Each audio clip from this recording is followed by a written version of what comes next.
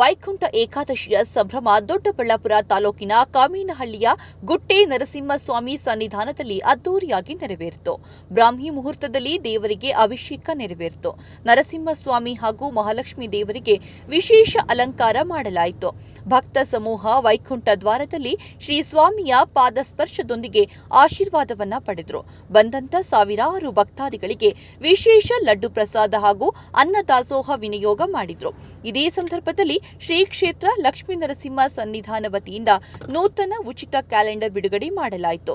ದೇವಸ್ಥಾನಕ್ಕೆ ಮಾಜಿ ಮುಖ್ಯಮಂತ್ರಿ ವೀರಪ್ಪ ಮೊಯ್ಲಿ ಭೇಟಿ ನೀಡಿ ಸ್ವಾಮಿಯ ಆಶೀರ್ವಾದವನ್ನ ಪಡೆದರು. ಇಲ್ಲಿ ಬಂದಿರೋ ಉದ್ದೇಶ ಸರ್, ಇವತ್ತು ಬಂದಿರೋ ಉದ್ದೇಶ ಭಾಳ ಸ್ಪಷ್ಟ. ಶ್ರೀ ಲಕ್ಷ್ಮೀ ನರಸಿಂಹವರ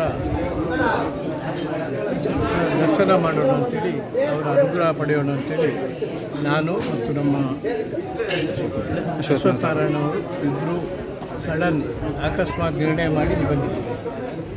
ಭಾಳ ಸಂತೋಷ.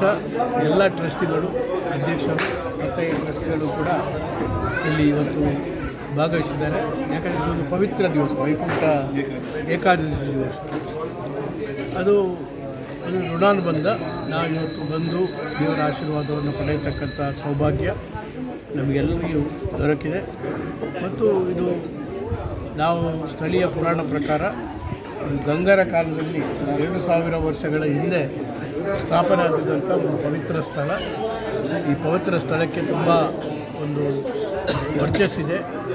ಅದು ಭಾಳ ಅನುಗ್ರಹ ತುಂಬಿದಂಥ ಒಂದು ಪರಿಸರ.